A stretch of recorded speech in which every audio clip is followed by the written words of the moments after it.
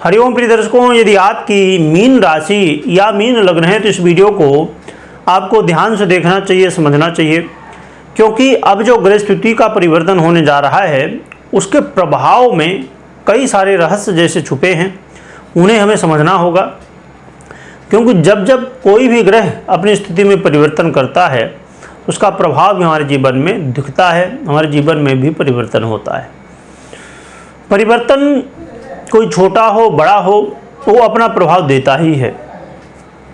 अब जो परिवर्तन होने जा रहा है ये बुध का परिवर्तन होगा। हम बुध की चर्चा कर रहे हैं। बुध की स्थिति लगातार परिवर्तित हो रही है, क्योंकि अभी बुध ने अपना राशि परिवर्तन किया था वृश्चिक राशि में, और वृश्चिक राशि में ही इस समय गोचर कर रहे हैं। परंतु 26 नवंबर से बुध वक्री अवस्था में चले जाएंगे, और बुध एक तो वक्री होंगे 26 को, परंतु 29 तारीख से अस्त भी हो जाएंगे, अभी उदय हैं। तो इसलिए बुध के दो परिवर्तन हो रहे हैं फिर से, इनके प्रभाव भी हमें समझना होगा। परंतु इसमें इस बात का ध्यान रखिए कि बुध का ये जो परिवर्तन है पहले 26, 27, 28 ये 3 दिनों का अलग प्रभाव होगा, क्योंकि वक्री तो होंगे परंतु अस्त नहीं होंगे।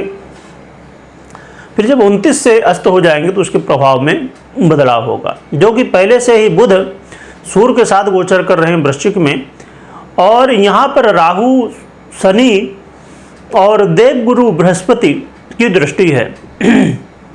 और साथ में जब बुध वक्री होके तुला का फल देंगे तो यहाँ तुला में मंगल की भी दृष्टि है, जो कि मंगल इस समय पीड़ित अवस्था में है। तो इसलिए इन बातों का भी ध्यान हमें रखना होगा। आइए समझते हैं। तो बुध का ये जो गोचर काल है आपके भाग्य भाव में चल रहा है, परंतु जब वक्री हो जाएंगे तो आपके अष्टम भाव का भी फल देना प्रारंभ कर देंगे। इस समय आपको यात्रा करते समय विशेष रूप से सावधानी रखनी चाहिए। यात्रा करते समय कहीं न कहीं बाधाएं आ सकती हैं, चोट चपेट लगने की स्थिति बन सकती है। और आपको इस बात का भी ध्यान रखना चाहिए कि चाहे कुछ भी हो जाए, आपको इस चक्कर में बिल्कुल नहीं पड़ना कि समझ लीजिए चाहे आपका दाम्पत्य जीवन हो, चाहे व्यापार की हम बात कर लें, वहाँ पर ये नहीं करना है कि बस जो सामने आया जैसे आया बस बोल दिए कर दिए बस, ये ऐसा नहीं।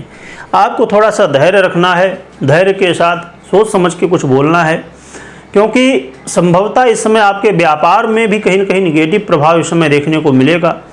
आपके दाम्पत्य जीवन मैरिज लाइफ में भी निगेटिव प्रभाव देखने को मिलेगा। यानी कहा जाए तो आपके सुखों में कमी देखने को इस समय मिलने वाली है। परंतु एक अच्छी बात यह है कि यहाँ पर जो लोग गुप्त धन प्राप्ति के लिए प्रयासरत होते हैं उनके लिए एक मौका है। यदि आपका इंटेंशन सही है तो ये आपको कहीं न कहीं लाभ भी दे सकते हैं। रही बात इसमें इंटेंशन की, क्योंकि हर एक व्यक्ति का जो एक समझ लीजिए कि माहौल है उसके अनुसार लोग सोचते हैं, समझते हैं, और उनकी सोच भी बनती है उसके अनुसार, और वो करते भी वैसा है। इसलिए आपका उद्देश्य यदि पवित्र है तो ये लाभदायक भी सिद्ध हो सकता है, खासकर गुप्त धन प्राप्ति के लिए, और ये अचानक धन प्राप्ति कराने वाला भी बन सकता है मौका। इस समय आपको इस बात का ध्यान रखना है कि खासकर उन लोगों के लिए जो विदेश में परमानेंट निवास लेना चाहते हैं उनके लिए थोड़ा सा इसमें संघर्ष बढ़ जाएगा। इसमें संभवतः आपको कहीं न कहीं कुछ न कुछ बाधाएं, और ख़ासकर डॉक्यूमेंटेशन में प्रॉब्लम आ सकती हैं। और यदि कहीं पर लिखित स्थिति देखने को मिलती हो, कुछ लिख के देना पड़ता हो, तो ऐसी स्थिति में वहाँ पर भी एक आपको हो सकता है कि आप जल्दी में कुछ लिख दें कि जो भी लिखना है।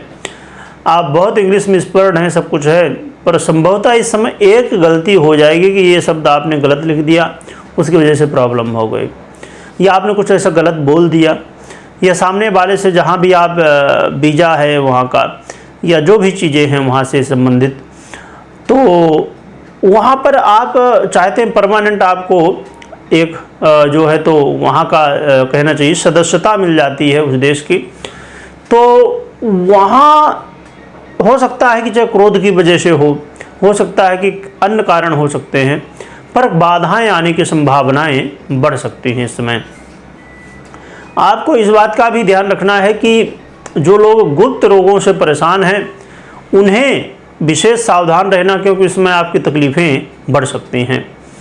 जो कि अच्छी बात यह है कि भगवान की सेवा में भी थोड़ा मन लगेगा, जो कि भले मन, अब क्योंकि आज के समय में लोगों का मन लगता है यदि पूजा में, तो वो भी कहीं ना कहीं सांसारिक स्थिति के साथ में लगता है।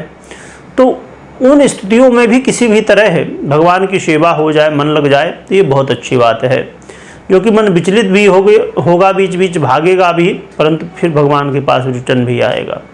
इसलिए अपने मन को भी थोड़ा स्थिर रखिए तो बढ़िया है आपके लिए। तो देखा जाए तो ये जो बुध का परिवर्तन है कहीं ना कहीं कई तरह की समस्याएं दे रहा है, थोड़ी बहुत लाभ भी दे रहा है।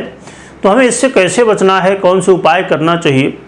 पर एक बात ये भी ध्यान में रखिएगा कि ये जो बुध का पहले परिवर्तन हो चुका है, यानी कि वृश्चिक में, उसका प्रभाव आपने पहले सुना होगा, तो उसको भी ध्यान में रखिएगा। तो यहाँ पर उपाय क्या करना चाहिए? उपाय के लिए सबसे सरल साधन है भगवान गणपति की आराधना आप करिए, इससे ही कल्याण होगा। और साथ में यदि कर सकते हैं आज, क्योंकि कुछ जगह वैसे तो यदि आप भारत में रहते हैं तो बड़े आसानी से संभव हो पाता है, परंतु जब आप भारत से बाहर रह रहे हैं तो कई जगह गौ माता नहीं मिल पाती। तो गौ माता की यदि सेवा आप कर सकें, उनको चारा खिलाइए, उनकी सेवा करिए। और कहीं आपके आसपास मंदिर हो, वहाँ जाके यदि भगवान की आराधना करिए तो और भी बेहतर आपके लिए रहने वाला। घर में तो करना है, जो आपके गणेश जी हैं उनकी पूजा पाठ करिए, जो भी मंत्र स्त्रोत आदि जो भी करना हो आप करिए। पर यदि मंदिर जाने का मौका मिले, वहाँ भी भगवान की सेवा करिए, इससे आपका कल्याण होगा। कोई महत्वपूर्ण निर्णय ले रहे हैं तो पहले जन्म कुंडली का विश्लेषण अवश्य कर लेना चाहिए। वीडियो देखने के लिए बहुत बहुत धन्यवाद।